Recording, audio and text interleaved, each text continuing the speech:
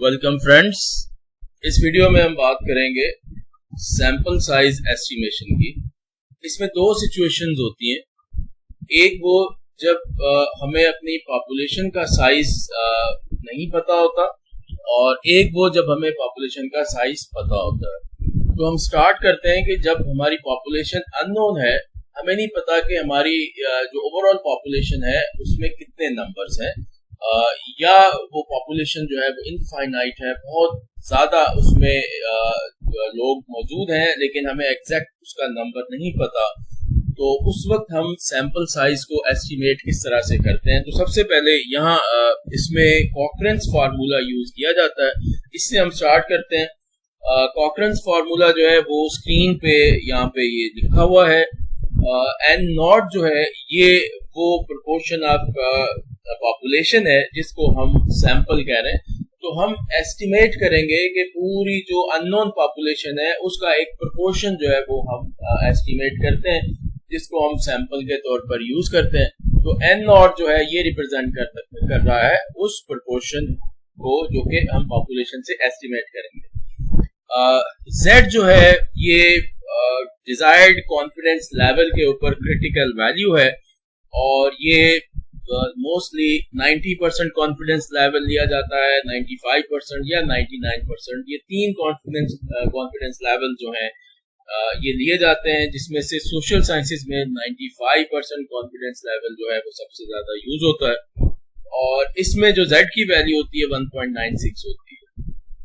इसके अलावा जो है वो 90% अगर आप लेंगे तो Z की वैल्यू 1.645 होगी, 99% पे ये 2.576 होगी। तो हमने 95% कॉन्फिडेंस लेवल लिया है, तो हमने यहाँ पे टेबल में कॉन्फिडेंस लेवल को 95% ले लिया है। उस पे Z वैल्यू जो है वो 1.96 आ गई। उसके बाद अगली चीज है मार्जिन ऑफ एरर। तो मार्जिन ऑफ एरर का मतलब ये है कि हम कितना एरर जो है उसको अलाउ कर सकते हैं इस एस्टिमेशन में।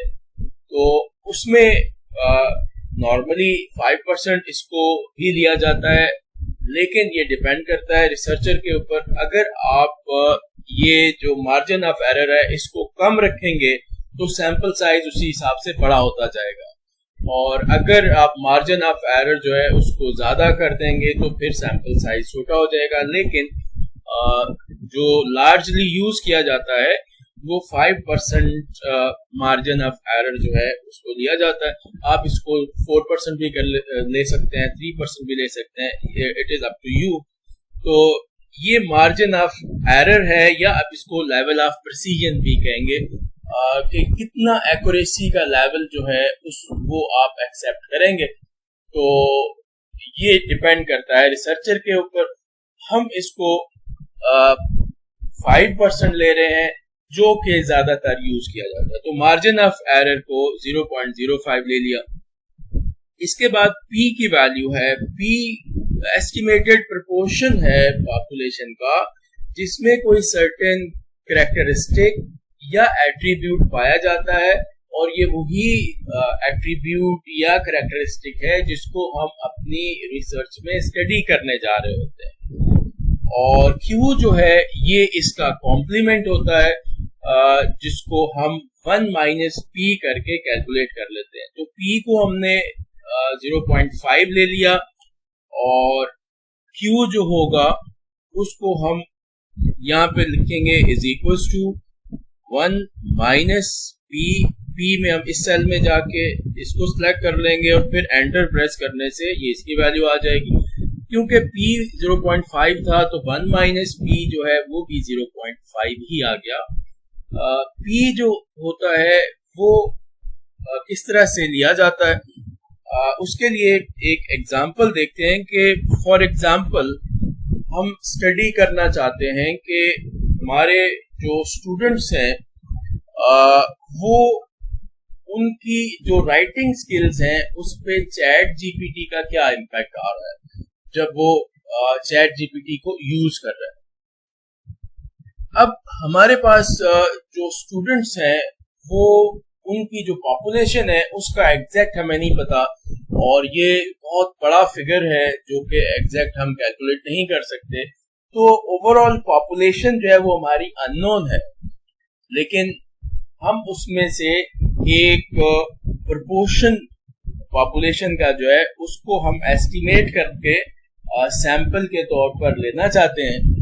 और हम ये चाहते हैं कि इसमें जो स्टूडेंट्स चैट जीपीटी यूज कर रहे हैं और उनकी राइटिंग पे उसका जो इम्पैक्ट आ रहा है उसको हम देखना चाह रहे हैं। तो P इसमें ये होगा क्योंकि हम इसमें जो कैरेक्टरिस्टिक स्टूडेंट की देखना चाह रहे हैं या एट्रीब्यूट देखना चाह रहे हैं वो यूज ऑफ चैट जीपीटी है। तो अगर हमें एग्जैक्ट पता हो कि हमारी ओवरऑल पॉपुलेशन जो है उसमें कितने परसेंट हमारे स्टूडेंट्स जो हैं वो चैट जीपीटी यूज करते हैं, तो वो हमारा P हो जाएगा, वो एस्टिमेटेड प्रोपोर्शन। फॉर एग्जांपल हमें पता है कि 30% जो हमारी पॉपुलेशन है स्टूडेंट की वो चैट जीपीटी यूज करती है, तो हम P को जो है वो 30% यानी 0.3 ले लेंगे। अगर हमें पता है कि 40% है तो हम 0.4 ले लेंगे। अगर हमें पता है कि वो 60% है तो हम 0.6 ले लेंगे। अगर हमें एग्जैक्ट पता है, किसी प्रीवियस स्टडी से पता है या वैसे हमें नॉलेज में है कि ये इतने परसेंट है, तो P हम उतना ले लेंगे। और Q फिर क्या होगा, Q 1 - P हो जाएगा। तो अगर P हमारा 30% हुआ 0.3, तो Q जो है वो 1 - 0.3 0.7 हो जाएगा।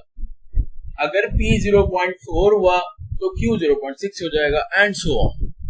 लेकिन अगर हमें ये भी नहीं पता कि एग्जैक्टली हमारी जो पॉपुलेशन है उसमें कितने परसेंट लोग जो हैं वो चैट जीपीटी यूज कर रहे हैं, तो हमें P का एग्जैक्ट नहीं पता, तो फिर हम ये करते हैं कि फिर हम P को 0.5 या 50% जो है उस पर एज्यूम कर लेते हैं। तो फिर हम हमेशा जब हमें एग्जैक्ट नहीं पता होता कि हमारी जो पॉपुलेशन है उसमें वो पर्टिकुलर एट्रीब्यूट या कैरेक्टरिस्टिक जो है उसका प्रोपोर्शन कितना है, तो फिर हम उसको 50% पे लेते हैं। तो अभी हमें नहीं पता, तो हमने P को 50% 0.5 लिया, तो Q भी हमारा 0.5 आ गया। इस तरीके से इस फार्मूले में जो भी टर्म्स यूज हुई हैं वो हमारे पास आ गई हैं।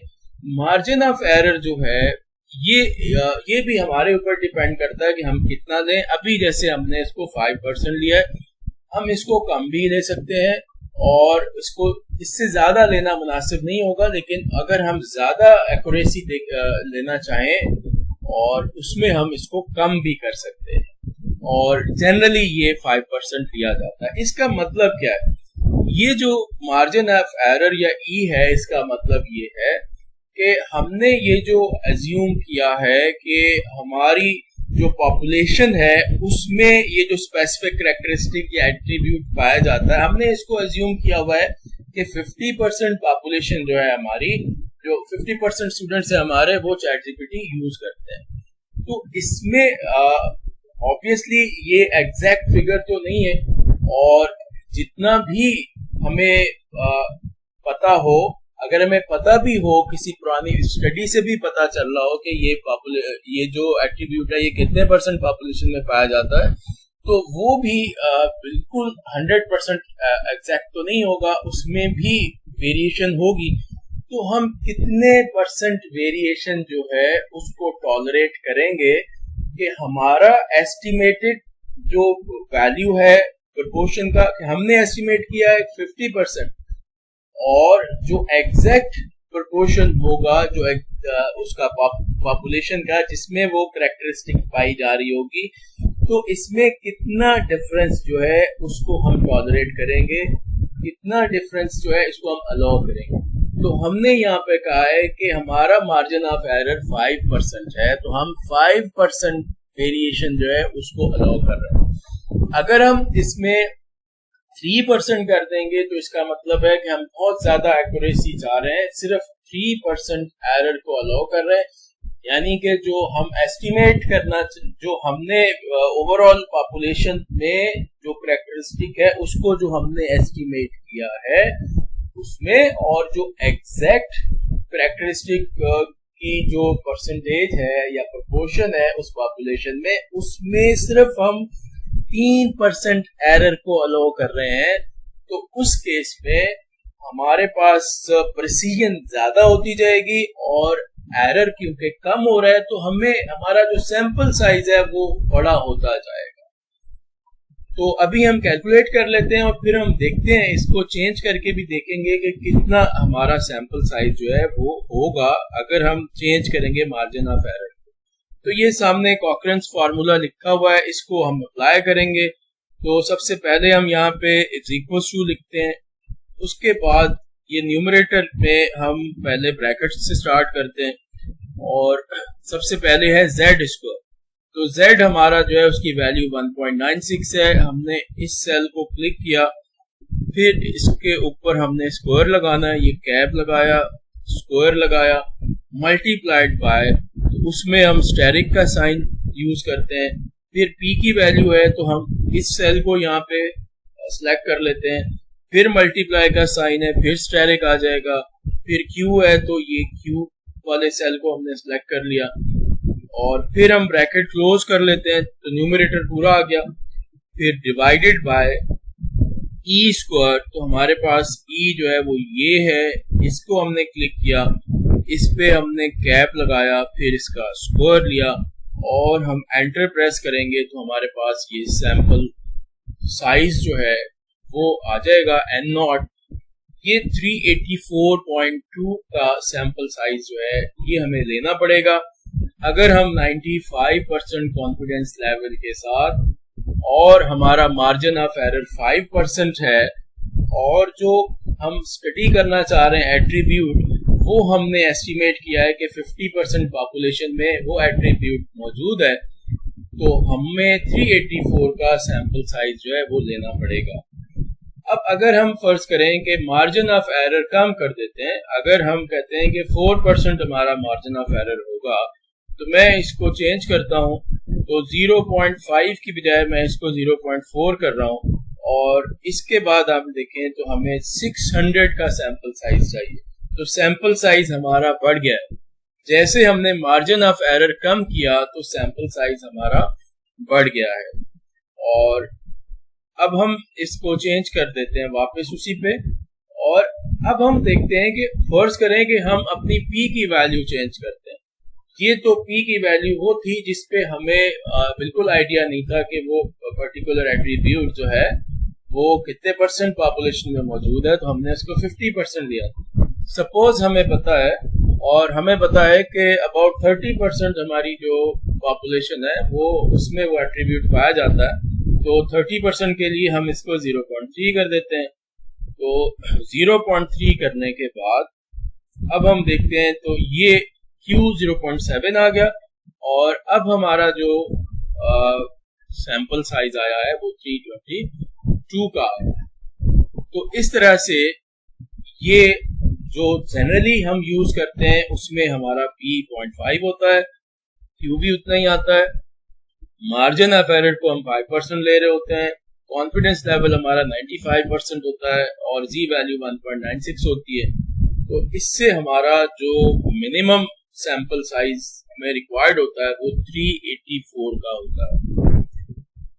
अब नेक्स्ट हम चलते हैं और देखते हैं कि अगर हमारी पॉपुलेशन जो है वो हमें पता हो कि हमारी पॉपुलेशन में एग्जैक्ट नंबर कितना है, तो फिर क्या करते हैं। उसमें ये होता है, यहाँ हमने देखा कि सारी चीजें वही होंगी। सबसे पहले हम वही n0 फाइंड करेंगे कॉकरेंस फार्मूला से, जो कि हमने पहले फाइंड किया था, और उसके बाद फिर हम जो एग्जैक्ट हमारा सैंपल साइज है वो कैलकुलेट करेंगे जब हमारी पॉपुलेशन जो है वो नॉन होती है, हमें पता होता है कि पॉपुलेशन का साइज कितना है।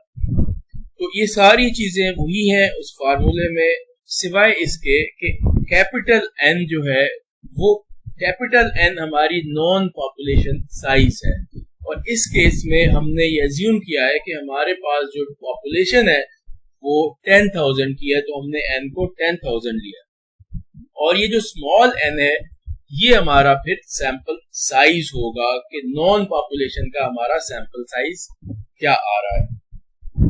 तो करना हमें इसमें यही है कि सबसे पहले हम एन नॉट फाइंड करेंगे, और एन नॉट जो है वो हमारी जो ओवरऑल पॉपुलेशन है उसका एक एस्टिमेटेड प्रोपोर्शन होता है, जो कि हमने पिछले दफा एज अ सैंपल यूज किया था। तो सबसे पहले वही करेंगे और उसमें एग्जैक्टली वही फार्मूला हम यूज करते हैं और उसके रिजल्ट्स भी वही आएंगे। मैं एक दफा दोबारा वही फार्मूला यूज कर रहा हूं।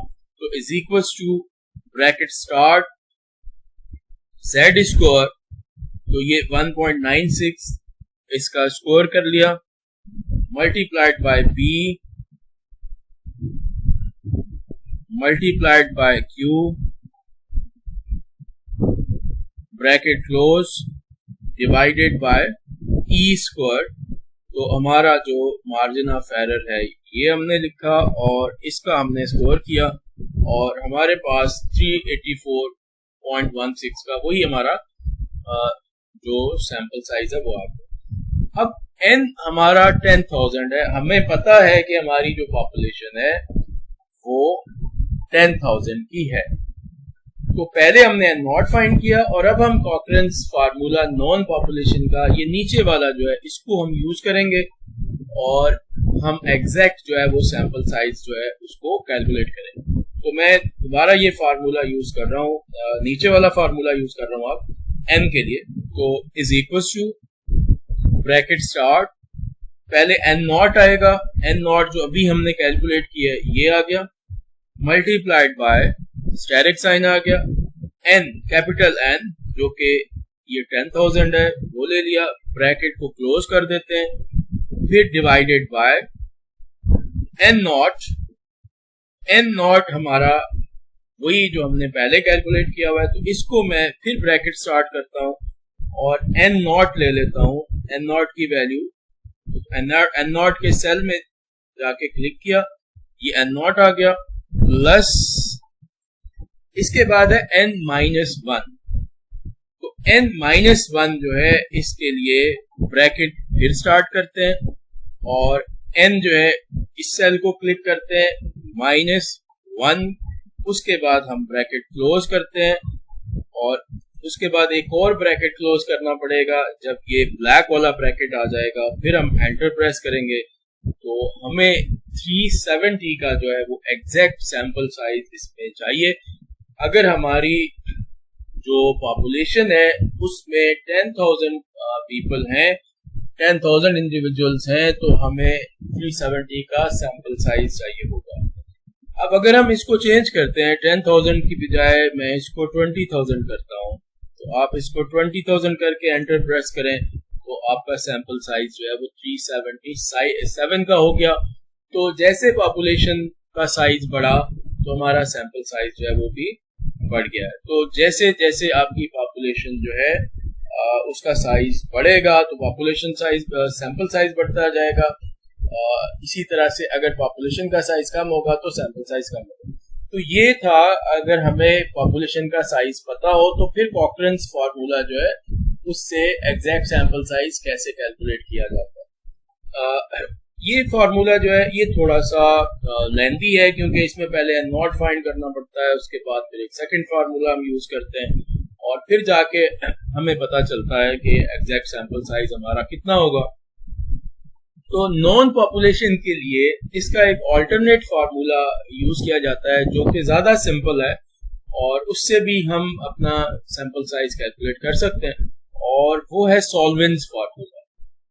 तो सॉल्वेंस फार्मूला जो है वो बहुत सिंपल है और ये होता है n/1 + n × e स्क्वायर और इसमें पॉपुलेशन साइज जो है उसको हमने वही 10,000 अभी एज्यूम किया है, मार्जिन ऑफ एरर को हमने वही 5% लिया है 0.05 और हम इस फार्मूला से कैलकुलेट करते हैं कि सैंपल साइज हमारा कितना आता है और फिर कंपेयर करके भी देख लेते हैं कि क्या कुछ ज़्यादा डिफरेंस आ रहा है या वही है।